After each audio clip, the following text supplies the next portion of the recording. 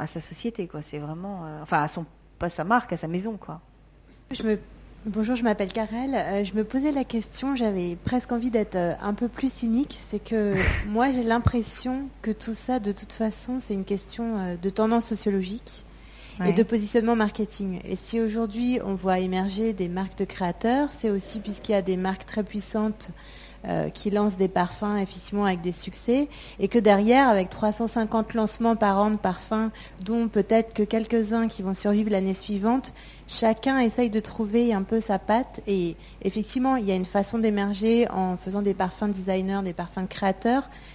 Maintenant, je ne suis pas complètement à l'aise pour qu'on laisse dire que ces parfums-là sont plus créateurs, ou qu'il y ait plus de créativité dans ces parfums-là que dans d'autres. Je pense qu'ils sont moins consensuels, plus segmentants, ils émanent de maisons plus petites qui cherchent un territoire particulier, qui est occupé par des grands leaders. Mais pour autant, je ne sais pas s'il faut laisser dire que ces marques-là sont plus créatives que d'autres. C'est un positionnement pour moi et voilà, du coup, je voulais voir ce que vous en pensiez, vous. Je pense que je suis un peu d'accord avec vous. C'est quand je dis que la créativité, c'est le maître mot, c'est bien dans ce sens-là de la créativité. C'est-à-dire, c'est dans le sens de faire des choses qui, je sais plus comment vous avez dit, qui se distinguent, ou qui, enfin, je disais qui se distinguent, ou qui se... Segmentantes. Voilà, plus segmentantes, plus provocantes, plus... tout simplement visible, enfin, c'est-à-dire avec une saillance, une visibilité forte. Mais c'est la créativité dans ce sens-là. Alors évidemment, c'est le flower bomb, quoi. Enfin, avec cette communication tellement. Il y a que les designers, je veux dire, pour réussir à faire des choses aussi. Enfin, il y aurait les artistes aussi, mais bon, c'est pas encore eux qui font les parfums. Mais pour réussir à faire des choses aussi incroyablement nouvelles, visibles, qui vous sautent aux yeux, qui se confondent pas avec le reste, ils ont un vrai talent pour ça, quoi, pour faire une grosse différence. Mais là où je suis d'accord avec vous, c'est que c'est une différence qui est très sémiotique. C'est-à-dire que c'est une différence qui est très au niveau du signe, au niveau de l'expression. D'accord. Et évidemment, on peut avoir une vision ou une compréhension différente de la créativité, de la notion de créativité, et considérer que c'est pas simplement le fait de faire un grand coup comme ça de visibilité. C'est pas ça forcément être créatif dans le fond. Je pense que c'est une différence entre une définition un peu superficielle de la créativité, mais qui est quand même celle qui, je veux dire, ça a du sens de parler de parfum de créateur, et ça a du sens de dire que c'est la créativité qui est le maître mot mais c'est la créativité dans ce sens-là, c'est-à-dire qui, je pense, pour vous, à vos yeux, et je vous rejoins sur le fond, et une définition assez superficielle de ce que c'est que la créativité, parce que c'est essentiellement sémiotique, faire une différence visible, etc. Notamment, moi je trouve qu'il y a énormément là pour le coup, de vraie créativité dans un travail comme le travail dont je vous ai parlé sur la tubéreuse de Dominique Ropion. Parce que on est dans quelque chose qui c'est plus profond, c'est aussi très créatif. Alors ça se voit pas quand on regarde comme ça fait. D'ailleurs, Frédéric Malle le dit lui-même. Il dit, c'est marrant.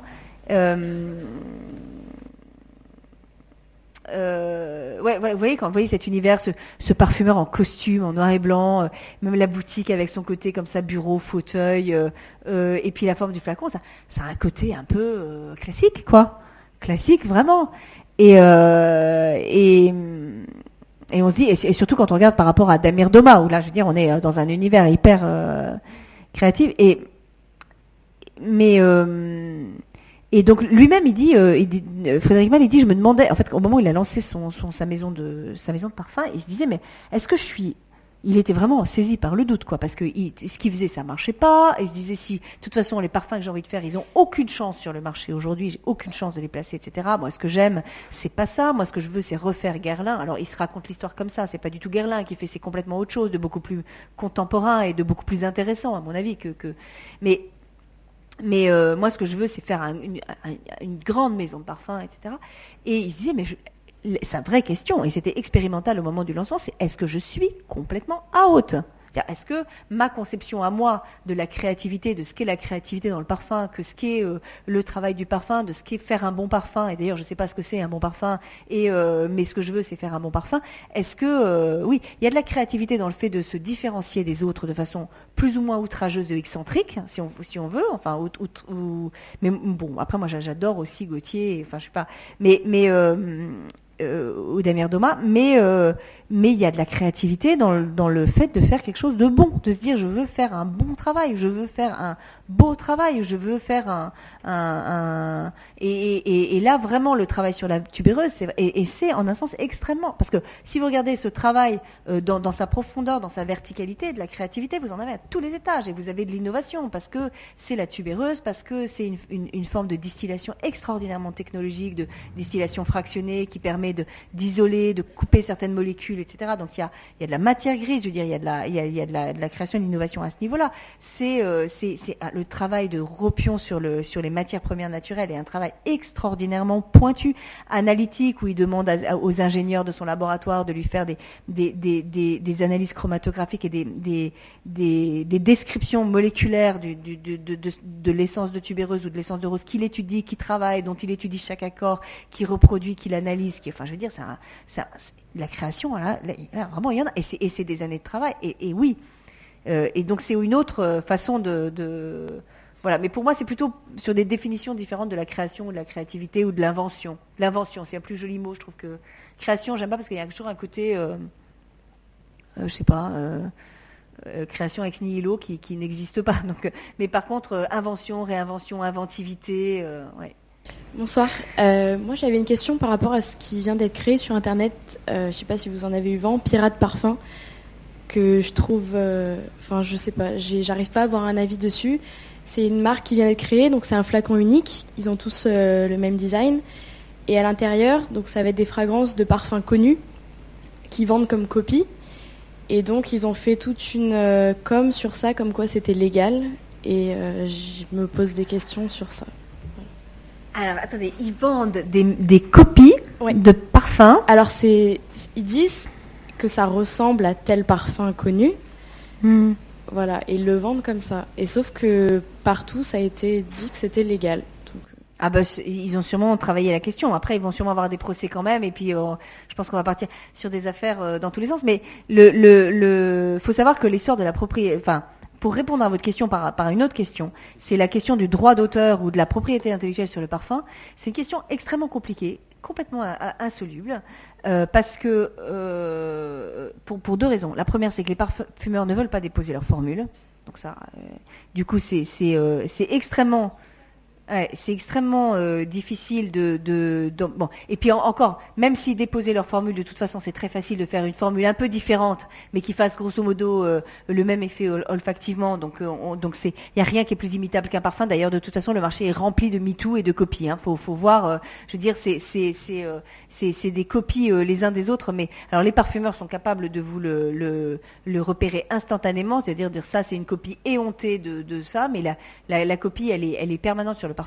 Et puis l'autre raison, je pense, l'autre raison, c'est le fait que c'est un travail qui est extraordinairement collectif, dans 80% des cas. Donc, avoir un droit d'auteur, une protection, c'est pas évident. C'est même pas droit d'auteur impossible parce que le parfumeur, enfin, je veux dire, il y a des tests consommateurs, et même pas à l'intérieur d'une entreprise, parce que vous allez un parfum, vous avez Givaudan, vous avez L'Oréal, vous avez le couturier, vous avez les 1000, 2000 consommateurs là qui ont testé le parfum. Pourquoi ils n'ont pas des droits d'auteur aussi? Enfin, je veux dire, donc c'est une œuvre qui est tellement collective que c'est relativement difficile. De toute façon, moi, mon sentiment, c'est que sur ces affaires-là, je sais pas ce que c'est que ce truc de pirate. Je ne sais pas ce que ça va donner. Je pense que de toute façon, il va y avoir sûrement des procès, etc. Mais je pense que, en tout cas, ils vont se défendre. Ça peut être légal.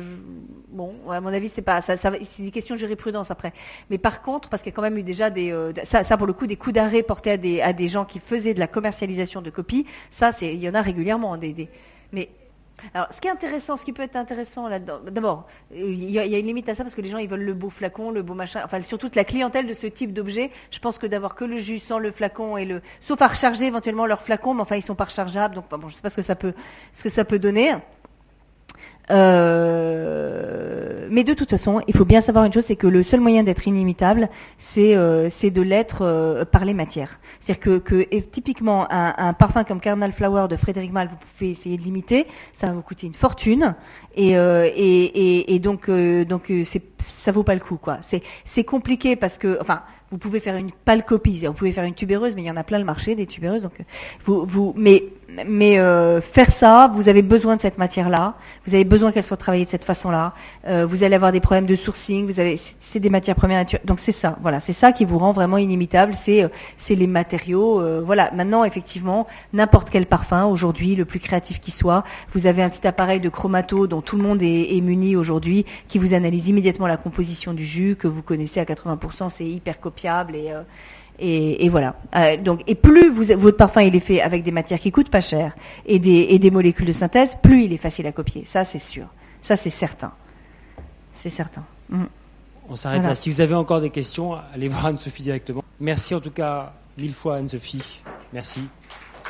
Donc, on se voit le 14 février la prochaine séance. Vous, hein. C'est ça, hein, 14 février, Thomas Paris. Quoi? À 21 janvier 31 janvier. Donc, regardez le site, c'est beaucoup plus